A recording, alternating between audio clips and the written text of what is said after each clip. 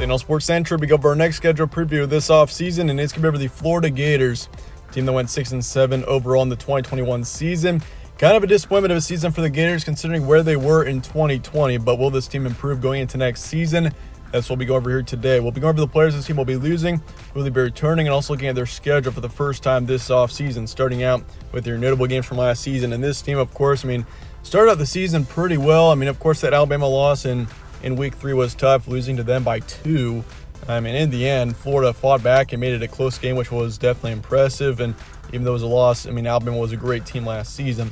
Beat Tennessee 38-14. That was potentially, I'd probably say, it was the best win of the season for Florida.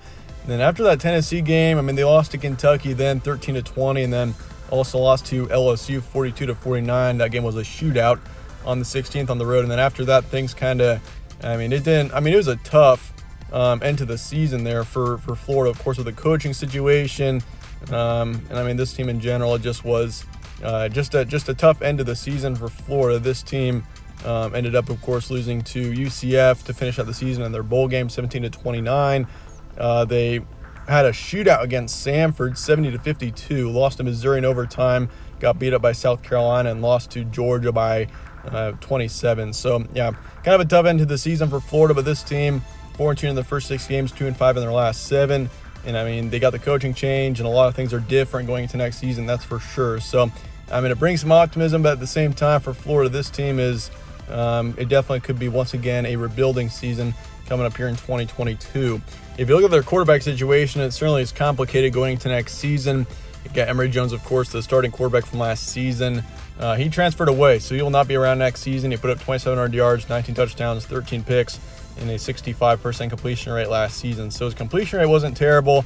His touchdown interception ratio wasn't very good, though, 19-13. But also, you got to consider, Emory Jones was the leader in rushing for this team last season. He put up nearly 800 yards of rushing and 5 touchdowns, which is incredible for a quarterback. So Emory Jones, despite not being the best passer, you could say, he was an outstanding rusher last season. So big-time dual-threat quarterback, that's going to be a tough loss for this team, and it's going to be an adjustment going into next season, that's for sure. You got Anthony Richardson coming back. Last season, he put up just over 500 yards of passing, 6 touchdowns, 5 picks, and also had 400 yards of rushing and 3 touchdowns. So he's also a dual-threat quarterback, and we'll see him compete for that starting position against Jack Miller. Jack Miller's coming in from Ohio State, a quarterback. We haven't seen a whole lot from him, so we'll see how he does as we head into next season. But the quarterback situation, you got Richardson and Jack Miller. I'm pretty sure it's going to be one of those quarterbacks for sure who win the starting position. Anthony Richardson, of course, being in, I wouldn't be surprised to see him win the starting position from the beginning and from week 1, mainly because he's already got experience with the Gators. But running back situation, it is tough going into next season. Dameon Pierce, he is gone. He put up just over 790 yards last year, 16 touchdowns as well for Pierce. And then Malik Davis, your second running back, is also gone. He put up over 700 yards and then 7 touchdowns. So the backfield is missing a couple of key players from last season there in Pierce and Davis. And the receiving position, Jacob Copeland, your top receiver from last season, is transferring away. Put up just over 600 yards and 4 touchdowns last year. Justin Shorter, your second wideout's coming back, though. Last season, he put up nearly 550 yards, 3 touchdowns, and then Gamble, a tight end, and third in receiving for this team last season, is transferring away. So there are a lot of significant changes for this team. Lots of players transferring away from Florida going into next year, which is a concern. And, of course, you got the coaching situation with Billy Napier coming in. This will be his first season coaching this team. So for Florida, because of that, the coaching changes, you got a whole bunch of players that transferred out. That's what always happens. And so it looks like a rebuilding season coming up here again for Florida in 2022. But moving forward in the future, this team recruiting-wise, and we'll get into that in a second, looks pretty good. So I'm not too terribly concerned about the future, but next season could be tough. You lose 2 offensive linemen, 3 defensive linemen, 2 linebackers, 1 defensive back as well. So defensively, you also lose 6 starters, and then you got several significant losses once again. But will there be improvement next season? Once again, it's going to be a rebuilding year, so you have potential to maybe pull an upset over a couple of teams. That could be something that could happen, but I just don't expect this team to, for example, win the SEC and go to the college football playoff next season. It won't be the year for that. I can't imagine going into next season. Transfer portal recruiting for next year, you got Johnson coming in, running back from Louisiana. You got Waits, an offensive tackle, also coming in from Louisiana. You got Chris Bogle, who's off to Michigan State. You got Truesdell, defensive lineman, coming in from Auburn. You got Mincy, offensive tackle, who's off to Tennessee. And then Jack Miller, of course, we mentioned him already, coming in from Ohio State, quarterback. Recruiting-wise, this team is 17th in the nation, which isn't terrible. 7th in the SEC. You got 7 4-stars, 11 3-stars coming in as well. So, I mean, the SEC, though, is obviously elite when it comes to recruiting. I mean, they got 7 teams inside the top 17. So, but nationally, this team doesn't look too terrible, be ranked 17th in the nation as of right now.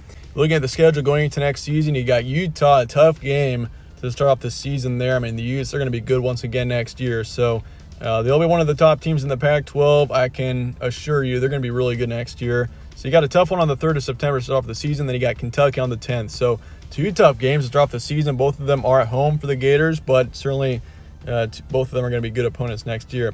You got South Florida coming up on the 17th. Also home game. You got Tennessee on the road for your first road game on the 24th.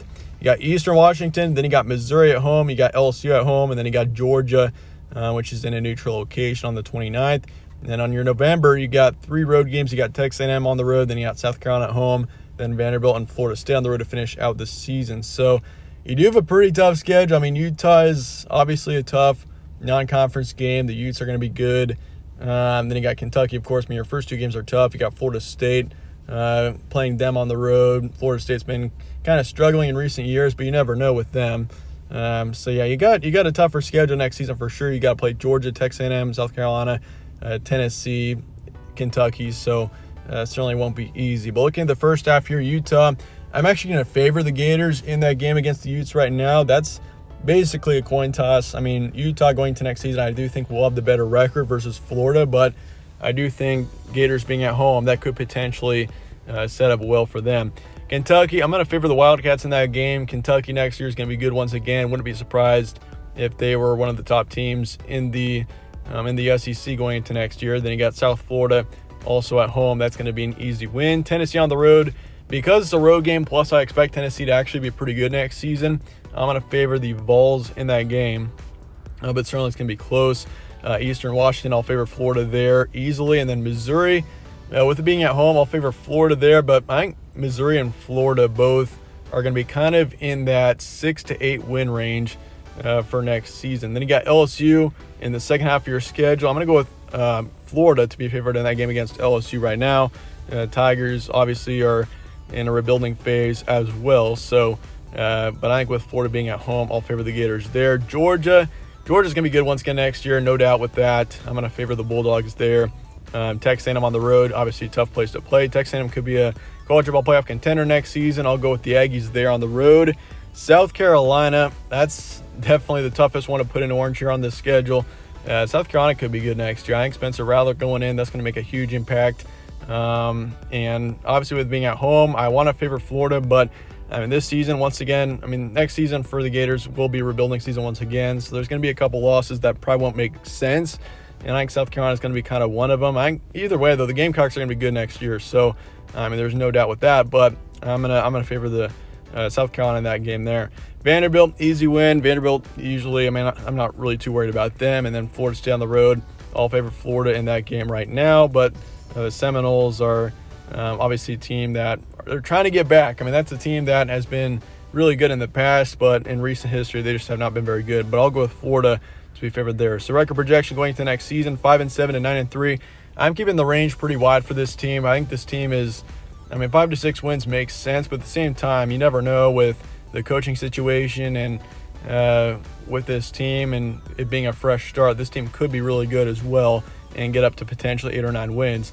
Which 9 wins, you may say, isn't the best season. Florida, of course, this team has been really good in the past. But, going into next season, if you can get 8 or 9 wins, that would be, I would say, a big win going into next year. And it definitely sets up well for the 2023 season and moving forward into the future. So, with that being said, let me know your thoughts and comments below on this team. And I appreciate you guys watching as always. Stay tuned for more from All Sports Central. Catch you on the next one.